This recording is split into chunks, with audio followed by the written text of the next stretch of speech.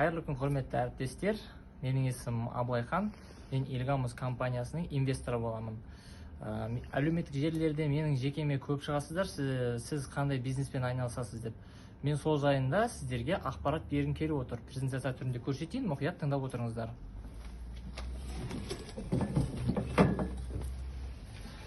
Мен істеп жатқан компания ол Илгамус деп аталынады. Жалпы Илгамус деген компанияда немен айналысамыз, сол жайында түсінейік. Біз ақшамен айналысамыз. Мысалы, қараңыздар, қазіргі заманда әрбір сайттарға бүйтіп қарайтын болсақ, әрбір сайтта да ол өзінің продукциясын ұсынады да. Мысалы, косметика сататын сайттар өзінің косметикасын ұсынады, сол сияқты дәрі сататын сайттар тек қана ауыратын адамдар іздейді сияқты. Ал менің сіздерге ұсынып отқан нәрсем ол ақша. Яғни ақша біздің баршамызға керек. Ал ақшаны қалай табу керек, қандай жолмен табу керек, оны мен сіздерге үйрететін боламын. Мінекейіңіз, мына презентацияға қараңыздар. Жалпы бұл жерде эволюция валюта деп көрсетіліп қойғанда, көне заманнан бері қазіргі заманға дейінгі ақшаның түрлері бұл айтқан кезде. Баяғыда қалай болған? Баяғыда алыс беріс, яғни бартер деген болған. Менің бала күнімнің өзінде болған ондай бір мүшек жем бересінде 10 арбуз аласың деген сияқты сондай алыс беріс. Одан кейін 7-ші ғасырда монеталар шықты. Монеталар болған кезде сол замандарда бір патшалар өздерінің монеталарына өзінің ақшаларын салып, содан монеталар шыға бастады. Кейін монеталарды біз кинолардан көргендегі дейін мүшек болып ұстап жүреді. Ол ыңғайсыз болғандықтан 10-ші ғасырда китайский долговая записка деген шыққан. Китайский долговая записканың өзі, яғни штамп қояды, осыншама қарыз қалдым, осыншама берем деген сияқты. Сөйте келе бұл да ыңғайсыз болды. Негізінде бұл китайский долговая записканы әлі күнге дейін Қытайдың кейбір алыс аумақтарында қолданады екен. Енді келесіміз ол 17-ші ғасыр. 17-18-ші ғасырда ең алғаш Францияда қағаз ақша шықты. Мінекей мынандай номиналмен қағаз ақша шыққан. Бұл қағаз ақшаны тарихы сол кезде басталды десек болады. Содан кейін барып 20-ші ғасырда ол өзіміз қолданып жүрген қазіргі уақытта виза карта, мастер карталар шыққан.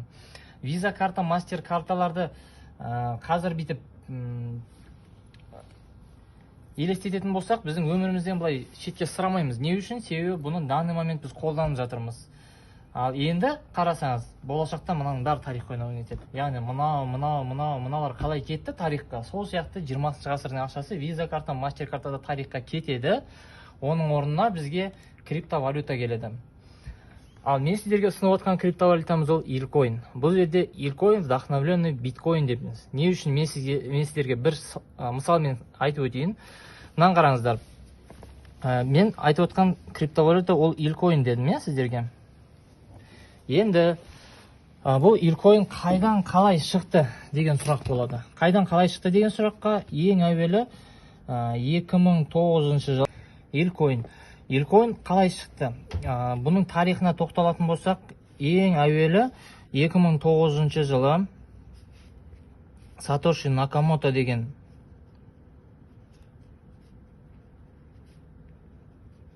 псевдониммен, яғни бұл бір адам ба, немесе топтасқан программистер ма белгісіз, сол псевдониммен биткоин шығады. Ең алғаш 2009 жылы шығады. Не үшін бұл уақытта биткоин шықты деп ойлайсыздар? Себебі 2009 жылы интернет ойындар өте қатты дамыған еді. Сол кезде соның төлемі ретінде биткоин шыққан болатын. Бұл кездегі оның курсы 0,0057 евроцент болатын. Енді осы кезде бір мысал ретінде ғана айтып өтейін сіздерге. Кристофер Кох деген норвеж студент оқып жүретті, өзінің дипломный работасын тапсырады. Дипломный жұмысы ол жерде криптография деп аталады.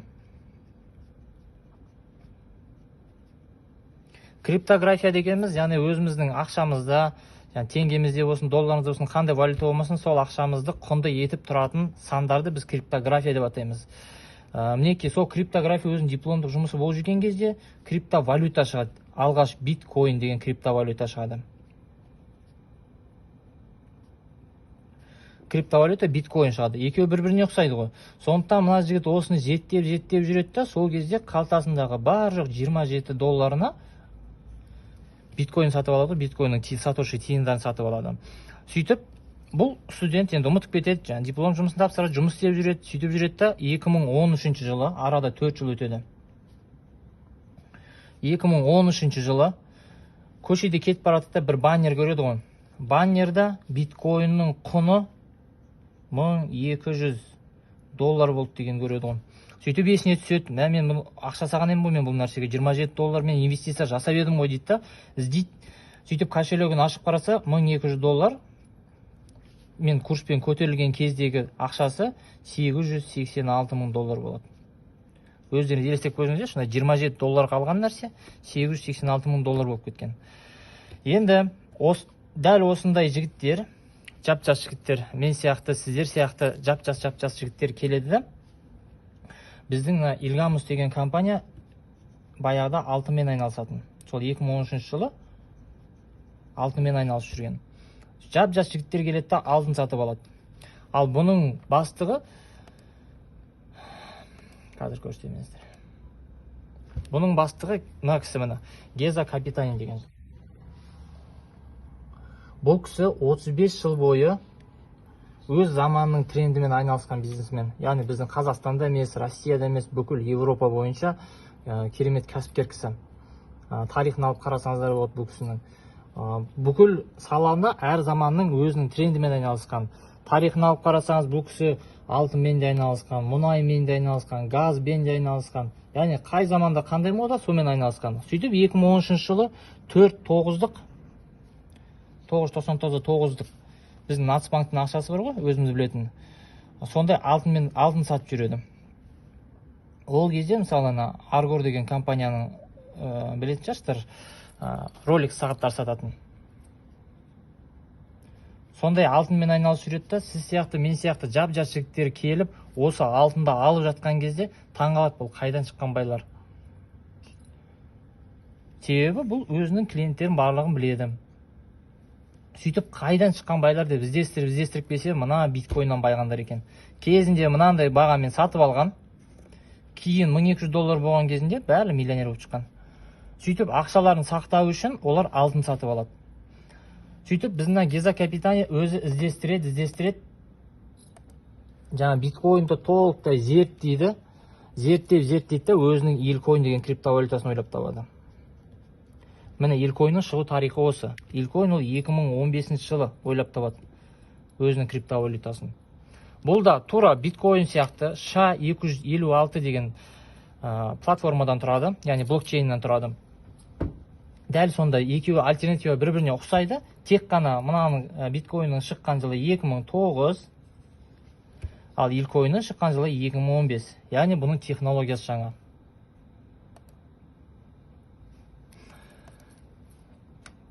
Енді бұның технологиясы бойынша айтып өтейін. Әр нәрсе, мысалы қараңыз, 2015-те бұл Илкоин шықса, Қазақстанға 2016-да келді.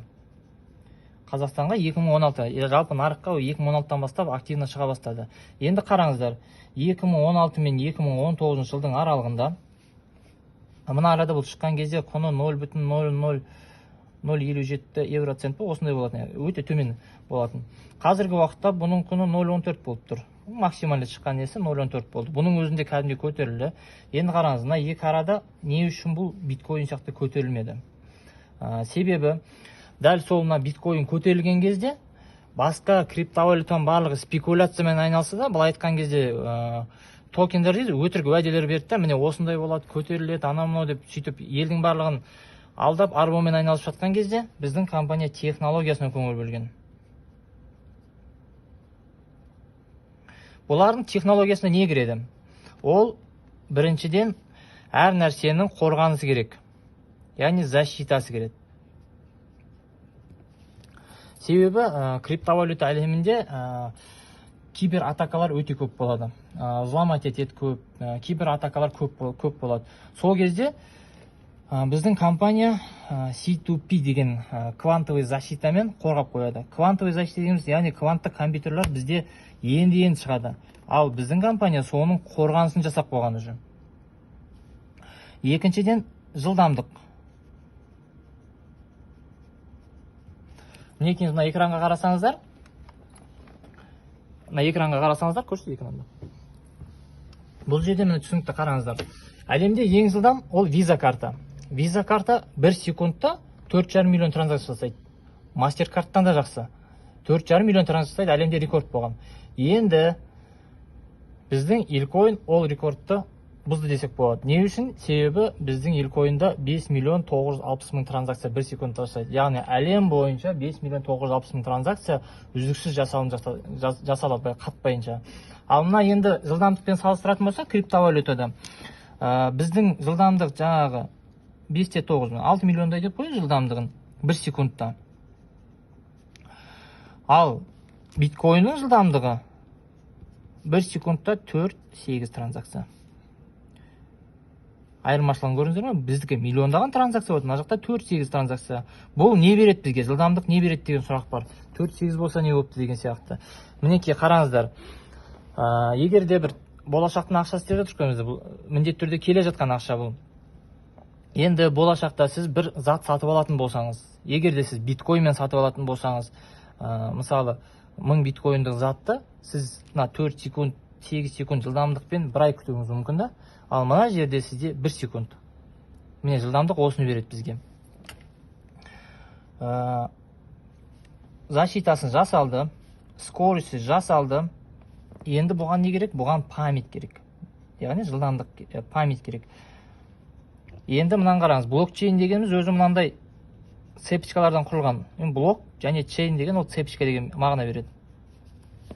Басқа криптовалюталарда, мысалы биткоинмен салыстыратын болсақ, мына бір блогында 4, максимум 8 мегабит болады.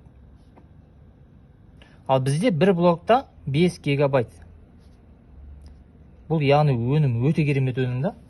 Осы кереметті мен сіздерге ұсынып отырмын. Осыларды сіз егер ұстап қалатын болсаңыздар мүмкіншілікті, онда болашақта мына Кристофер Кок сияқты байып кететіндердің қатарында болуларыңыз әбден мүмкін. Себебі біздің компанияның жасап қойған Elcoin'нан бөлек, оның технологиясында мақтағанда, жалпы жылдамдығын жасап қойған, паметін жасап қойған, қорғанысын жасап қойған өте сенімді. Мына айтып жатқан нәрселердің әрқайсының дәлелі бар. Оны мен сіздерге видеода дәлелдеп отыратын болсам, ұзақ болып кетеді. Қайсысын айттым, әрқайсының өзінің жеке-жеке дәлелі бар. Мынау біздің основатель. Мінекей қараңыз, біздің компанияның легальный екенін бұл айтқан кезде дәлелдейтін біздің штаб-квартиралар бар. Әрқайсының адресі көрсетілген. Біріншісі Дубай. Дубай деген ол араб мемлекеті, өздеріңіз білесіздер, ол жерде өте қатты қарайды. Араб мемлекеті бізге халал банк деген стандарт сертификат берген. Бұның мекен-жайы міне көрсетілген. Бұған екінің бірі барып өзінің штаб-квартирасын аша алмайды. Керек десеңіздер, Дубайға барған адамдардан сұрасаңыз, немесе өздеріңіз барған болсаңыздар, білесіздер, мына опечатка пальцпен тексермейді бұл жерде, көзінің сетчаткасымен тексереді. Не үшін? Себебі бұл жақта контроль өте мықты. Екіншісі Германия, Мюнхен. Бұл жерде біздің хранилище, яғни барлық құжаттар сияқты нәрселер осы жерде орналасқан. Мекен-жайы көрсетілген. Картадан іздеп қарасаңыздар болады. Әрқайсысын нақты қандай компания орналасқан толық көрсетіп береді. Яғни бұл біздің жеке меншік штаб-квартираларымыз. Енді келесі Гонконг. Гонконг өздеріңіз білесіздер, ол ішкі Қытай. Ішкі Қытай дегеніміз, бұл жердегі егер Гонконгта өзінің штаб-квартирасы немесе офисі болмаса, компания жалпы серьезный компания деп саналмайды екен. Керек десеңіздер, өзіміз күнде тұнып жүрген iPhone, Samsung телефондарының өзінің осы жерлерде офистары бар. Оны сіздер интернеттен іздесеңіздер болады. Келесі ол Венгрия, Будапешт. Бұл жерде міне осы компанияны құрған Геза Капитани сияқты, Норберт Гоффе сияқты директорлардың барлығы осы Венгрияда, Будапештте орналасқан, осы жерде отырады. Бұған біздің лидерларымыз барып та, көріп те келген. Былай айтқанда көзбен көріп, қолмен ұстап деген сияқты. Ол жайында дәлелдеріңіз бар. Мінекейіңіз, мына сертификат о легальной деятельности компании. Біздің компаниямыздың сертификаты. Яғни бұл сертификат тек қазақстандық емес, ресейлік емес, СНГ-дік емес, әлемдік сертификат. ағылшын тілінде жазылған. Міне егер ағылшынша білетін болсаңыздар оқып түсіне алсаңыздар болады. Енді Уоррен Баффет деген кісінің айтқаны бар: не волнуйтесь о сегодняшней цене, просто купите высококачественные активы, которые вы понимаете, и выкупайте больше на падающем рынке. Я испытываю удовольствие, когда рынки падают. Яғни мына мен сіздерге айтып отырмын, қазір мына құны төмен 0,4 болып тұр деп. Бірақ та бұл көтеріледі міндетті түрде. Не үшін? Себебі бұның біз артынан технологиясын жасағанбыз. Памятін жасадық, скоршын жасадық, защитасын жасап қойдық. Ана күнделікті мысалы 2000 криптовалюта деп алдысек, ол 2000-нің күніне 1900-ді құлайды да, басқа 1900-ді келеді оның орнына. Ал біздің компания 2015-тен құрылғаннан, 2015 ilk ойын шыққаннан, 2016-тан бері технологиясына көңіл бергеннен бері стабильно келе жатыр. Енді 2020 жыл ол Илгамус компаниясының жылы болады. Мен бұған ешқандай күмәнім жоқ, себебі барлық дәлелдер бар, осындай болуына барлық дәлелдер бар. Енді мына сертификат аудиторские проверки. Бұл да біздің компанияны тексерген кездегі алған рұқсатнама сертификаты. Жаңадан бері айтып жатырмын, мына блокчейн дедім, блоктардан құралған деп айтып жатырмын. Блокчейн дегеніміз не? Ал енді блокчейн дегеніміз не және ол бізге не береді? Блокчейн дегеніміз қазіргі заманда болып жатқан көптеген проблемалар шешек десек болады. Не үшін? Қарапайым мысал айтайын. Сіз, мына адам сіз. Қараңыз.